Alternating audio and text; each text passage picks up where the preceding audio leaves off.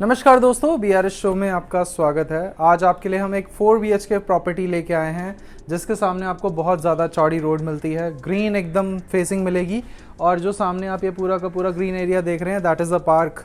तो अगर आप इतने चौड़े रोड की एक प्रॉपर्टी प्लान कर रहे थे द्वारका में जो DDA अप्रूव्ड लैंड के ऊपर हो, तो आप ये वाली प्रॉपर्टी को कंसिडर कर सकते हैं।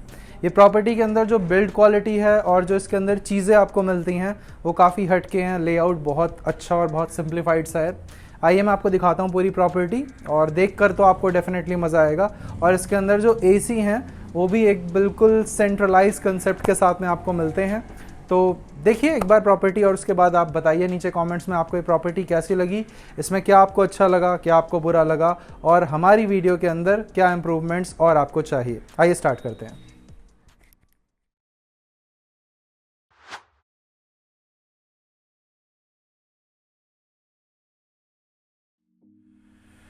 हमारी जो बिल्डिंग है उसकी जो पार्किंग है वो काफ़ी बड़ी है, काफ़ी साफ़ सुथरी है।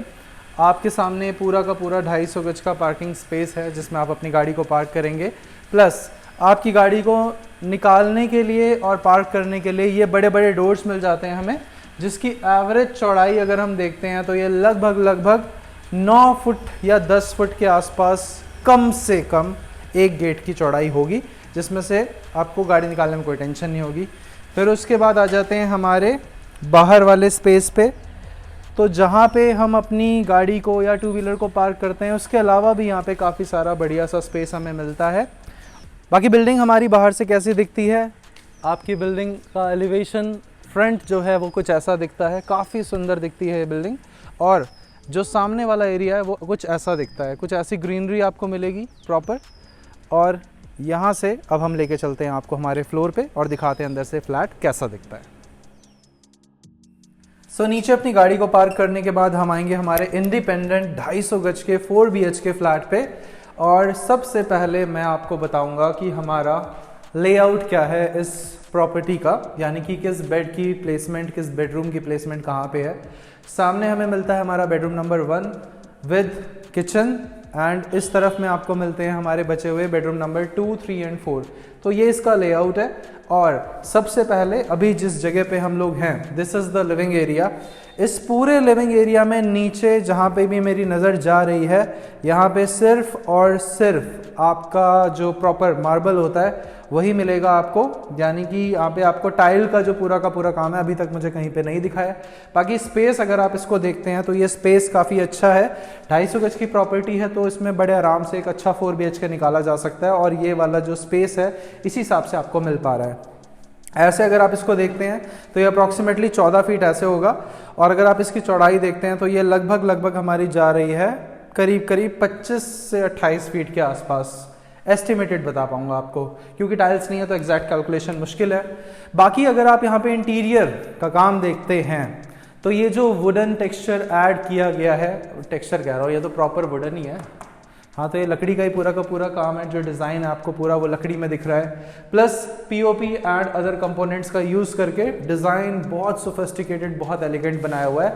और ये जो आप पूरा का पूरा सेंट्रलाइज सिस्टम देख रहे हैं ना कूलिंग के लिए, तो ये वो यूनिट्स हैं जो आपकी फॉल सीलिंग में लग जाती हैं। डाइकिन की यूनिट्स लगी हुई हैं और इनको ऑपरेट करने के लिए, जैसे होटल्स में आपके पास ऑपरेट करने के लिए एक पैनल मिलता है आपको, वही पैनल हमें यहाँ पे मिल जाता है। तो ये पूरा का पूरा पैनल है जो हमारे 2 यहाँ के AC को ऑपरेट करता है और इसके लिए 5 यूनिट्स बाहर लगी हुई हैं। 5 मतलब जो एक्सटर्नल यूनिट्स होती हैं वो लगभग बाहर लगी हुई हैं। अभी 4 है, 5वें एंड में बने रहिए, तब जाके उसको कैलकुलेट करेंगे लास्ट में।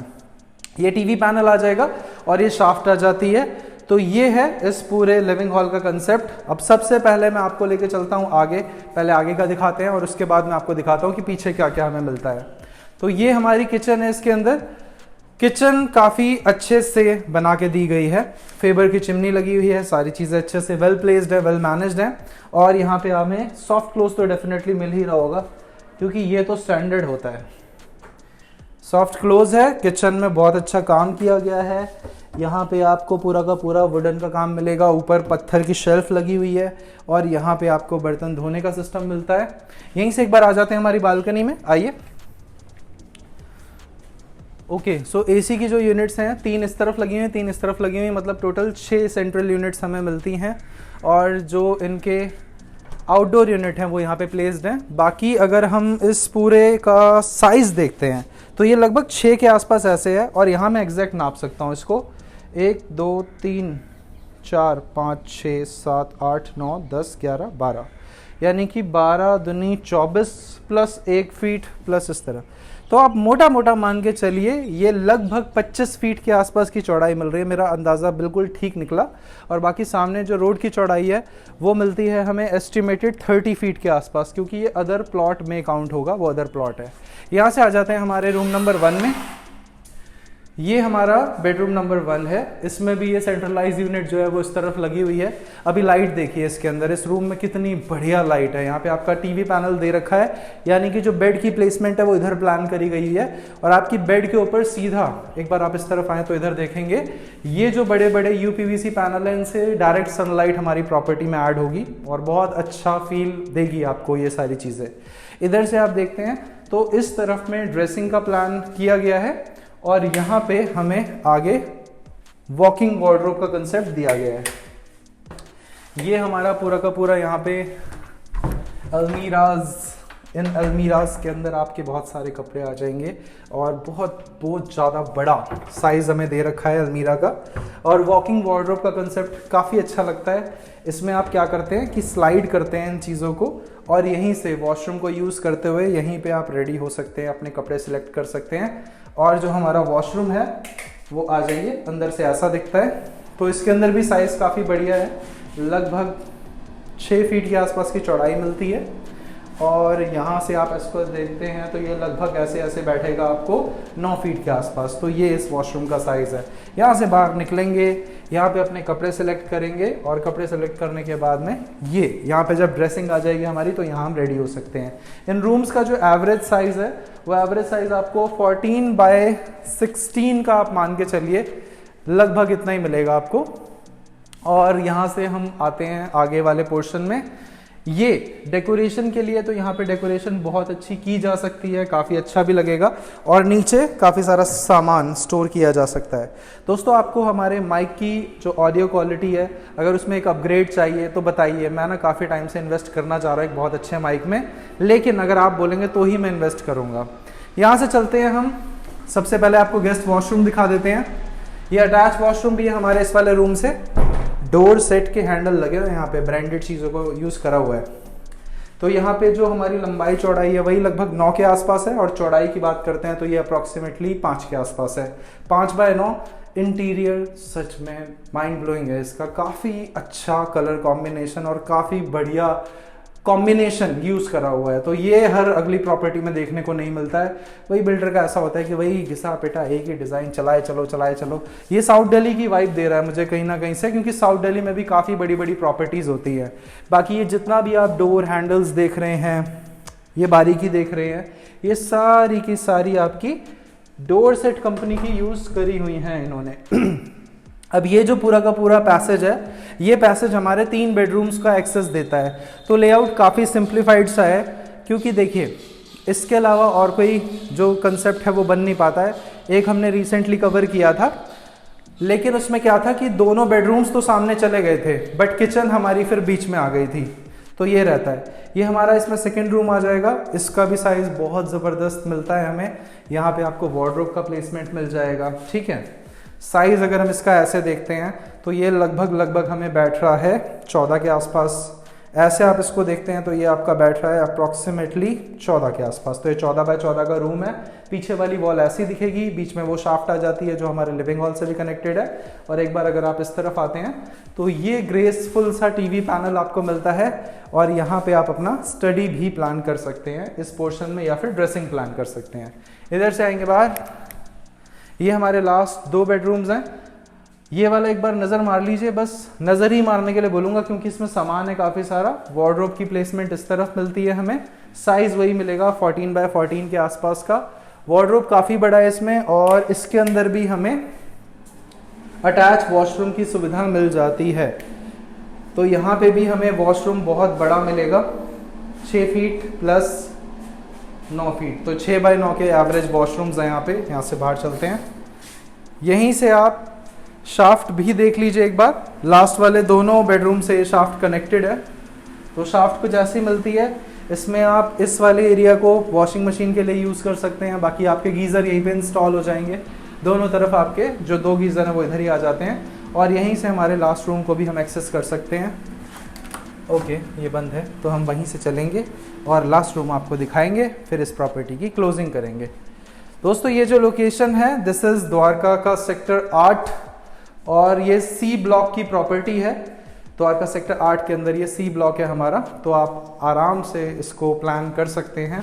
सी ब्लॉक के बारे में अगर आप देखते हैं तो यहाँ पे जो आपको रीजनेबल प्राइस मिल पा रहा है इस प्रॉपर्टी का, उसका सबसे बड़ा फैक्टर यही है कि ये द्वारका के सेक्टर 8 के सी ब्लॉक की प्रॉपर्टी है। सी ब्लॉक के अंदर विशेषता वाली अगर हम बात करते हैं तो यहाँ पे जो है क्राउड, यानी कि जो भीड़ भड़ाका है वो बहुत कम है, और पार्क्स एंड ऑल सब कुछ आपको आसपास मिलते हैं।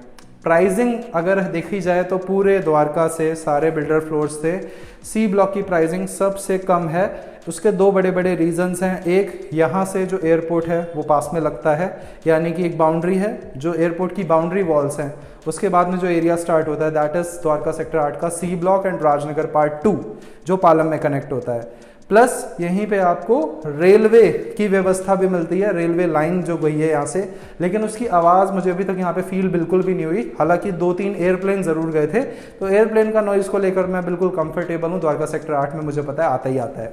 ये इस पूरी प्रॉपर्टी की सारी चीज़ें मैंने आपको बता दी हैं, और यहाँ पे लास्ट वाला जो बेडरूम है वो भी देख लीजिए। इसका जो साइज़ हमारा बैठता है, ऐसे बैठा है लगभग 15 के आसपास, और ऐसे अगर आप इसको देखते हैं तो ये बैठता है लगभग 13 या 14 के आसपास। यहाँ से आप अपनी शाफ्ट को एक्सेस कर सकते हैं।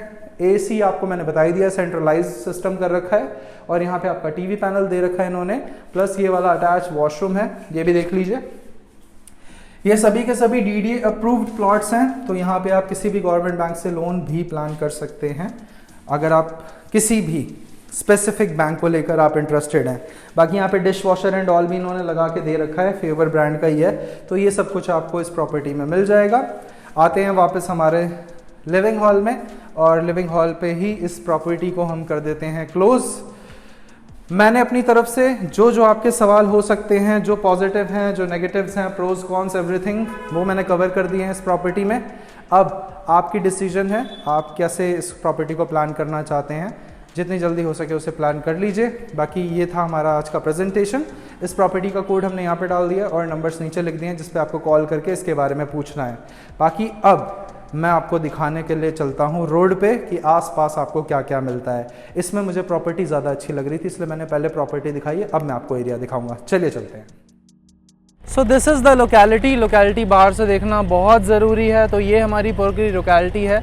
राइट हैंड साइड में आप देखेंगे ये बहुत बड़ा पार्क है यहाँ का, और इस पार्क के अंदर आप लोग आराम से वॉक कर सकते हैं, घूम सकते हैं। रोड की चौड़ाई, साफ़ सुथरा जो है पूरा माहौल वो आपको दिख रहा होगा। अभी काफ़ी सारे प्लॉट्स यहाँ बचे हुए हैं जिन पे कंस्ट्रक्शन होना बाकी है। इस तरफ भी हमारे पार्क आ जाता है, और रोड आप देखते जाइए। इन रोडों पे आपको चौड़ाई बहुत अच्छी मिलेगी। यहाँ पे बच्चे खेलते कूदते दिखेंगे आपको, खुश बच्चे, क्योंकि यहाँ पे जहाँ पे ग्रीनरी होती है वहाँ पे वो खुश हो जाते हैं। बाकी लोकेलिटी आपके सामने है, किस तरह की दिखती है वो भी आपके सामने है। पार्क के अंदर का माहौल, क्राउड देख सकते हैं आप, वो भी बहुत बढ़िया है। और यहाँ पे आपको यही सारी की सारी सुख सुविधाओं के चलते प्रॉपर्टीज़ में रहने में आएगा मज़ा, और लोग बहुत ज़्यादा कंसिडरेशन में लेते हैं इस तरह के बड़े बड़े फ्लैट्स को लेना, परचेज़ करना, रेंट पे रहना, क्योंकि ये सारी सुविधाएं हर अगले दूसरे एरिया में आसपास नहीं मिल पाती है।